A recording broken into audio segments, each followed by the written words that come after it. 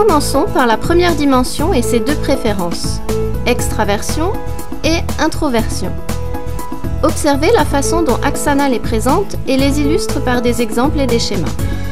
Rappelez-vous, il est important de présenter les préférences de manière neutre et équilibrée pour que l'une soit tout aussi positive que l'autre.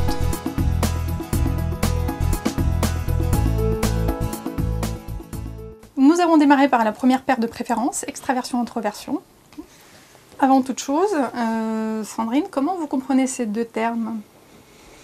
Alors, introversion, j'ai envie de dire que c'est quelqu'un qui est peut-être un petit peu en retrait, extraversion, plutôt tourné vers les autres. C'est peut-être comme ça que c'est entendu dans le langage de tous les jours. Dans le MBTI, ce qui est important, c'est de bien spécifier la signification de ces deux termes. Dans le cadre du MBTI, les préférences extraversion-introversion n'ont rien à voir avec la sociabilité ni la confiance en soi. Elles décrivent tout simplement d'où tire-t-on son énergie. Pour l'extraversion, l'énergie vient du monde extérieur, comme c'est exprimé par ce schéma. Là, vous voyez, toutes les flèches sont à l'extérieur. Ça veut dire que la personne, elle va se ressourcer au contact du monde extérieur. De ce côté-là, il y a autant d'interactions. C'est exprimé par autant de flèches sur le schéma. Mais cette interaction, elle est intérieure. Donc ça ne va pas se voir. Ça va donner une image de calme chez ces personnes-là. Et donc c'est la préférence introversion. Ça vous parle ? Oh oui, tout à fait. Pour développer davantage ces deux préférences et mieux vous aider à les comprendre, on peut les caractériser de manière suivante. La personne de préférence pour l'extraversion, elle est captée par le monde extérieur au sens large. Alors que celle de préférence introversion, elle sera plus captée par le monde intérieur, au sens large également, c'est-à-dire la pensée, l'exercice mental. La personne de préférence extraversion aime bien parler des problèmes pour les comprendre. Son processus d'apprentissage est dans la parole, dans la discussion, dans l'action. La personne de préférence introversion, elle préfère réfléchir aux choses pour mieux les comprendre. Son processus d'apprentissage est plus dans la réflexion. Parfois, elle aime bien voir faire par quelqu'un d'autre une première fois avant de s'y mettre elle-même.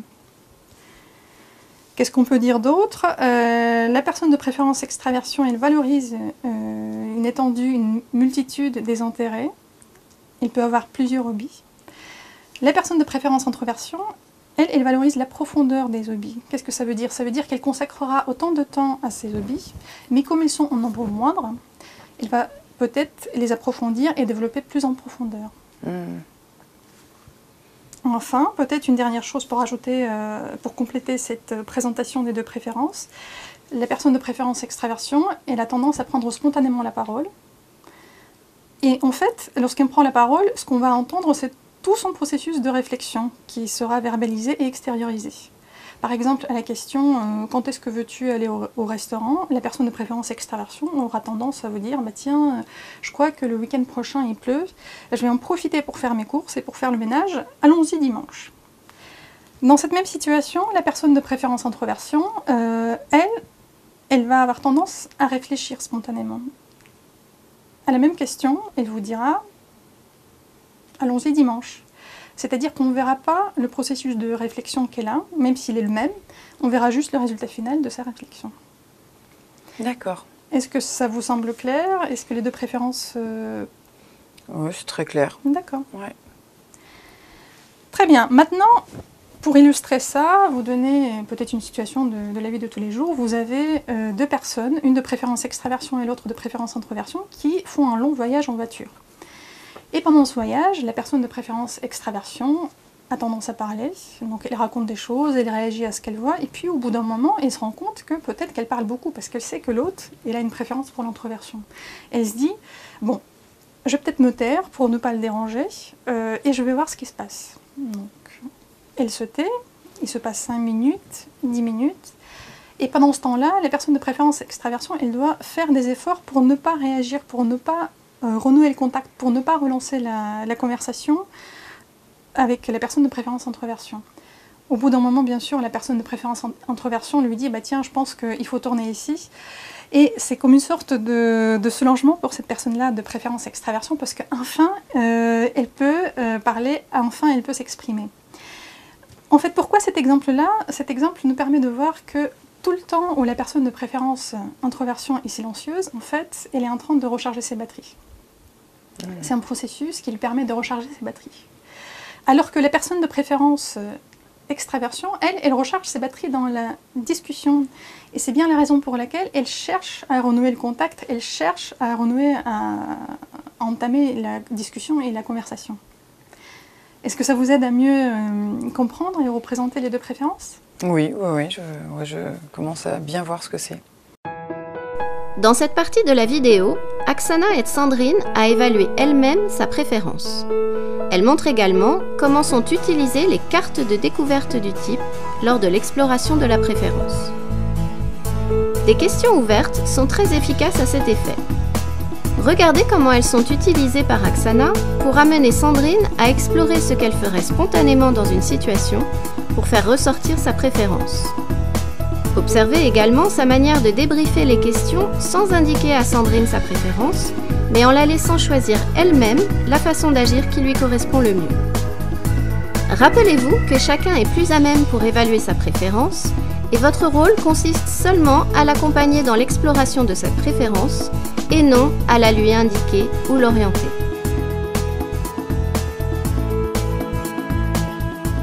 Très bien, maintenant que nous avons introduit ces deux préférences, comment ça va s'exprimer pour vous dans votre vie de tous les jours? Et là, vous voyez, il y a un nombre de sujets relatifs à cette paire de préférences, extraversion, introversion. Je vous propose de les parcourir et d'en choisir un premier que vous souhaiteriez ou qu'il serait pertinent d'explorer dans le cadre de cet entretien.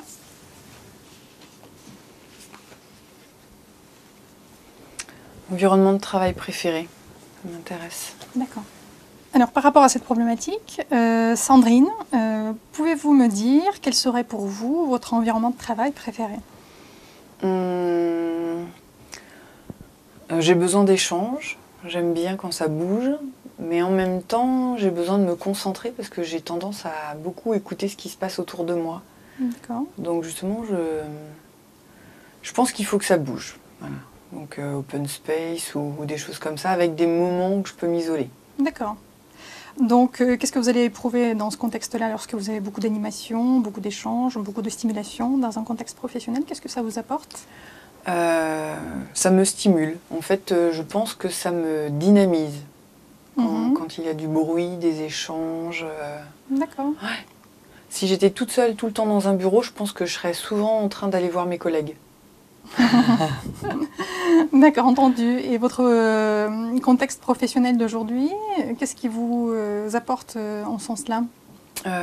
Ça tombe bien parce qu'on est à 3 dans un bureau, donc ouais, je trouve que c'est plutôt intéressant dans ce sens-là. Ouais. D'accord. Ok. Bien, ce que je vous propose là, c'est de voir quelles sont les implications des préférences extraversion-introversion sur l'environnement de travail idéal. Alors, les personnes de préférence extraversion aiment bien les occasions d'échanger, les opportunités de discuter avec les autres personnes, et donc elles vont chercher à entamer les conversations, à participer à des échanges.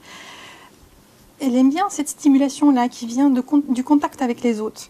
Elles aiment bien aussi avoir un certain bruit de fond, un certain bourdonnement.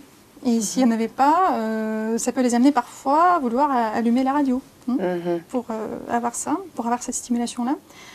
Donc, dans tout ce qu'elles vont vous dire, répondre, ça va refléter l'action, le côté dynamique, mouvement, voilà. Donc, elles aiment bien ça. Pour les personnes de préférence introversion, ça rime plus avec un espace à soi pour pouvoir se concentrer. Ces personnes-là aiment le calme, qui leur permet de réfléchir, de se concentrer sur les différents dossiers qu'ils ont à traiter.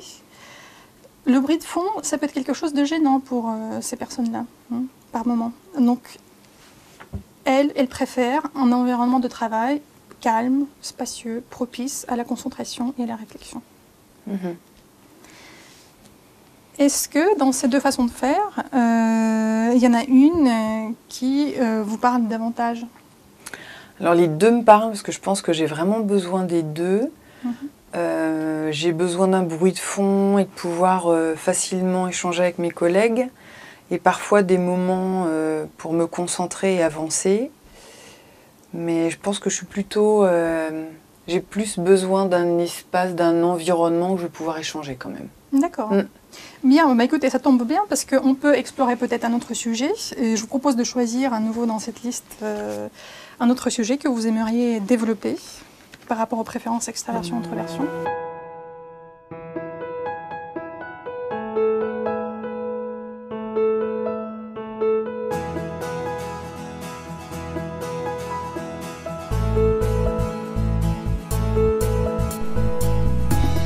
Après avoir exploré avec la personne sa préférence, nous pouvons maintenant introduire le résultat du questionnaire MBTI. Notez l'explication que donne Aksana sur la signification de ce résultat. Il indique si le questionnaire a permis d'identifier la préférence de manière claire, et non la force ou l'intensité de la préférence comme on pourrait le croire. Aksana demande ensuite à Sandrine de confirmer sa préférence validée sur la dimension, tout en lui indiquant qu'elle est la seule à pouvoir en décider. La préférence validée correspond à celle que la personne pense lui correspondre le mieux, en prenant en compte à la fois le résultat de son auto-évaluation et celui du questionnaire. Il se peut qu'une personne n'arrive pas à valider sa préférence à ce stade. Cela ne présente aucun problème. Vous pourrez y revenir plus tard, lors de l'exploration du type dans son ensemble. Enfin, Aksana amène Sandrine à réfléchir en quoi cette nouvelle connaissance pourrait lui être utile dans sa vie de tous les jours. Bien Sandrine, avec les différents sujets que nous avons pu explorer sur cette dimension, est-ce que ça vous donne une idée de votre préférence sur cette dimension? Oui, je pense que je suis plutôt de préférence extraversion. D'accord. Mais écoutez, je vous propose de le noter là.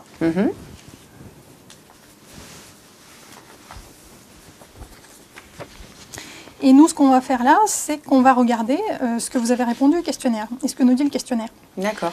Pour l'instant, je vais juste vous donner vos résultats. Le rapport, je vous le remettrai à la fin de cet entretien et c'est quelque chose que vous pourrez garder avec vous pour explorer davantage vos préférences. Alors, par rapport à cette dimension, le questionnaire nous dit préférence introversion et ceci de manière moyennement clair. Donc, je vous propose de reporter ce résultat ici. Qu'est-ce que ça veut dire? Ça veut dire que on ne peut pas être complètement sûr de ce résultat. Qu'est-ce que vous en pensez? Je pense que effectivement, quand même vous m'avez décrit les deux préférences, j'avais des doutes parce que j'ai un côté de moi où j'aime bien aussi être dans un environnement calme, réfléchir, me poser. Des fois, je veux vraiment avancer et vu que j'ai tendance à beaucoup écouter les autres, et puis j'ai la sensation que parfois, quand je suis très fatiguée, j'ai quand même besoin de me recentrer. Donc, je pense que c'est pour ça que j'apparais de ce côté-là. D'accord. Comme on a vu dans la partie introduction, ce qui est important dans le MBTI, c'est que tout le monde utilise les deux. C'est ce qu'on a vu. Mais à des moments différents. Mais il y en a une qui nous est plus naturelle et qui nous apporte, et qui nous permet, sur cette dimension en tout cas, de nous ressourcer. Est-ce que, avec ces deux sources d'informations, donc la première, votre auto-évaluation pendant l'échange, et cette deuxième, le résultat du questionnaire, votre préférence vous semble claire sur cette dimension? Oui, je pense que je suis de préférence extraversion et plutôt sûre. D'accord. Parce que dans toutes les caractéristiques, d'être dans l'action, dans l'environnement de travail préféré, d'être dans la réflexion à haute voix, je pense que je suis plutôt extraversion. Et bien justement, au vu de la problématique des relations interpersonnelles, en quoi cette préférence extraversion contribue à développer de bonnes relations? Alors moi, ça m'intéresse beaucoup parce que je peux maintenant comprendre et interpréter différemment le silence des autres. Parce que moi, j'ai vraiment besoin d'être dans l'échange, et vu que je réfléchis à haute voix, quand les autres ne réagissaient pas, j'avais un peu de mal, je me demandais pourquoi. Maintenant, je matérialise cette différence et l'impact que ça peut avoir dans mes relations aux autres. D'accord, d'accord. Ah ouais, c'est très intéressant. D'accord. Et donc votre préférence extraversion, au sens là, elle est aidante? Oui. disons que de savoir que moi je suis de préférence extraversion et de comprendre la différence, c'est ça qui m'aide à comprendre et du coup je vais peut-être réagir différemment face à quelqu'un de préférence introversion. D'accord. Lui laisser peut-être un petit peu plus de temps Oui. pour réagir, oui. Oui, d'accord. Y a-t-il des contextes où l'utilisation de l'extraversion est moins appropriée? Ouais, je pense qu'il ne faut pas forcément toujours être spontané. Je pense qu'il y a des moments où il faut un peu plus construire sa réaction, sa question, sa réponse. Je pense, oui, qu'il y a des moments où il faut que j'utilise plutôt le pôle introversion. D'accord, et bien justement, vous avez dit aussi lors de l'entretien que vous utilisez les deux. Quels sont les contextes dans une relation interpersonnelle où vous utilisez davantage l'introversion? Et qu'est-ce que ça vous apporte? Dans une relation commerciale, avec un client ou avec un prospect, je vais... ça, c'est une technique commerciale qu'on apprend, et donc du coup, je vais l'utiliser à laisser plus de temps à l'autre. Et je pense que c'est à ce moment-là que je l'utilise le plus. D'accord.